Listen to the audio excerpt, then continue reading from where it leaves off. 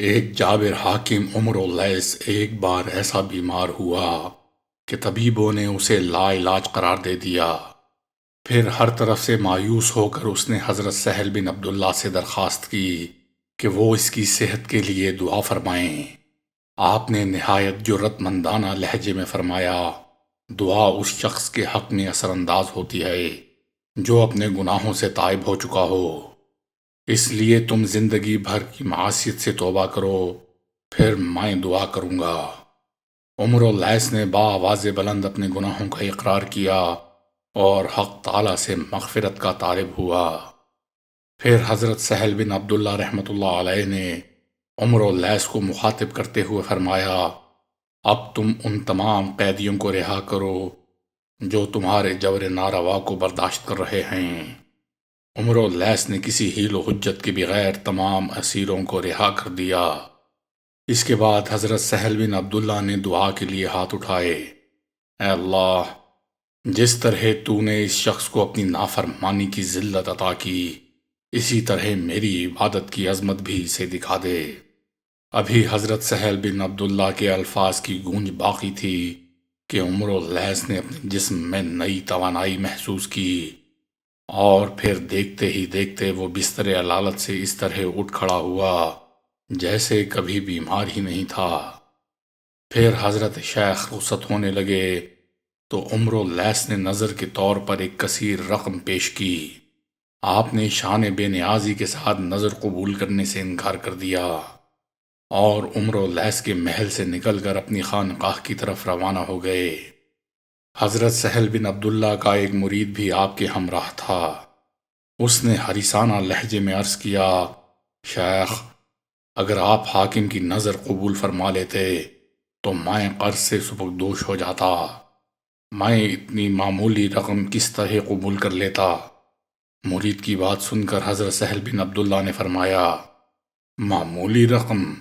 پیر و مرشد کے ارشاد گرامی پر مرید کو شدید حیرت تھی۔ تو نے ابھی دولت دیکھی کہاں ہے؟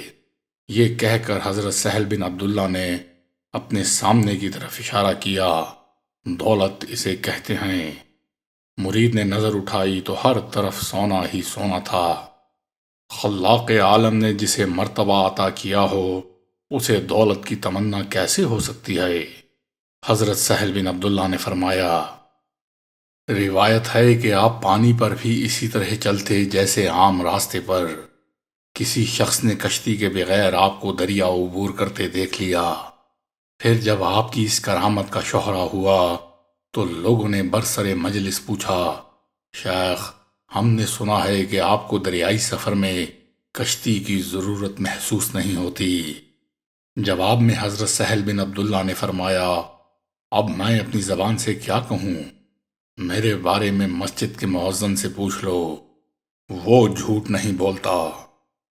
پھر جب لوگوں نے مؤذن سے پوچھا کہ کیا اس نے حضرت سہل بن عبداللہ تستری کو پانی پر چلتے دیکھا ہے، تو مؤذن نے حیران ہو کر کہا، اس کا تو مجھے علم نہیں، مگر ایک بار ایسا ضرور ہوا تھا کہ شیخ حوض پر نہاتے ہوئے پھسل کر گرنے لگے تو میں تیزی سے آگے بڑھا اور انہیں تھام لیا۔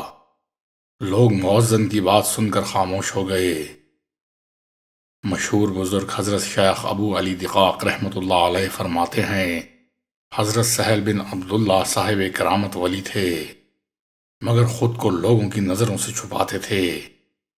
ایک بار حضرت سہل بن عبداللہ کو ریگستان میں ایک شکستہ حال بڑھیا ملی۔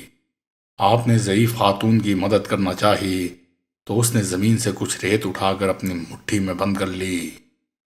حضرت سہل بن عبداللہ نے دوبارہ بوڑھی عورت سے اس کی ضرورت کے بارے میں پوچھا تو اس نے اپنی مٹھی کھول دی جو سونے سے بھری ہوئی تھی۔ پھر وہ حضرت سہل بن عبداللہ کو مخاطب کر کے کہنے لگی، تو تم اپنی جیب سے رقم نکالتے ہو مگر مجھے غائب سے ملتی ہے۔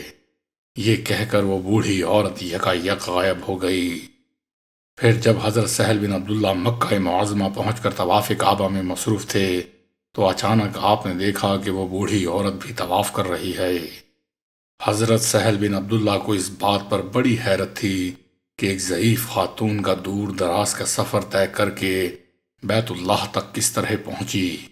ابھی آپ یہ سوچ ہی رہے تھے کہ بوڑھی عورت کی رفتار سست ہو گئی۔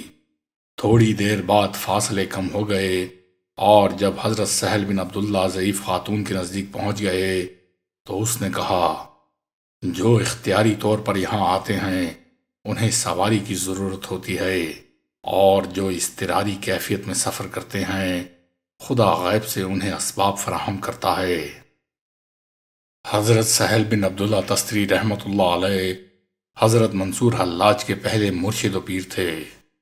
آپ نے فرمایا، جس وجد و حال کے لیے قرآن و حدیث میں دلیل موجود نہ ہو وہ لغو اور باطل ہے۔ ایک دوسرے موقع پر آپ نے فرمایا، دوسروں کی بنسبت عالم کا درجہ زیادہ بلند ہے، مگر عالم کی پوری گدڑی جوؤں سے بھری ہوئی تھی۔ مگر عالم کی شناخت یہ ہے کہ روز اول سے جو مقدرات طے ہو چکے ہیں ان پر مطمئن اور خوش رہے۔ پھر فرمایا کہ علماء کی بھی 3 قسمیں ہیں۔ پہلا وہ عالم ہے جو علم ظاہری کو عام لوگوں کے سامنے پیش کر دے۔ دوسرا وہ عالم ہے جو علوم باطنی کو اہل باطن کے روبرو بیان کرے۔ اور تیسرا وہ عالم ہے جس کے علم کو اس کے اور اللہ کے سوا کوئی نہ جانتا ہو۔ ایک بار آپ نے فرمایا، سب سے بڑی معصیت جہالت ہے۔ حضرت سہل بن عبداللہ رحمۃ اللہ علیہ کا مشہور قول ہے کہ اسلام کے زرعی اصول 3 ہیں: نبی اکرم صلی اللہ علیہ وآلہ وسلم کا اتباع، رزق حلال کا استعمال، اور افعال میں اخلاص۔ ان اقوال مبارکہ کی روشنی میں اندازہ کیا جا سکتا ہے کہ حضرت سہل بن عبداللہ تستری اپنی تمام تر روحانیت کے باوجود کس قدر باہوش بزرگ تھے۔ حضرت حسین بن منصور سب سے پہلے اسی مرد جلیل کی صحبتوں سے 2 سال تک فیضیاب ہوئے۔ پھر ایک دن تستر کے باشندوں نے دیکھا کہ حضرت منصور حلاج اپنے پیر و مرشد کی خانقاہ سے نکل کر بصرہ کی طرف روانہ ہو گئے۔ اب انہیں نئے مرشد یا شیخ کی تلاش تھی۔ لوگوں نے اس کا سبب پوچھا تو نہایت پرسوز لہجے میں فرمایا، یہاں میرے قلب کو سکون حاصل نہیں ہوا۔ دراصل حسین بن منصور فطرتاً ایک بے قرار طبیعت کے مالک تھے، اس لیے حضرت سہل بن عبداللہ تستری کی صحبتوں سے پرسکون نہ ہو سکے۔ اس وقت حضرت منصور حلاج کی عمر بھی صرف 18 سال کی تھی۔ شاید اسی نوعمری نے انہیں کسی ایک جگہ چین سے بیٹھنے نہ دیا۔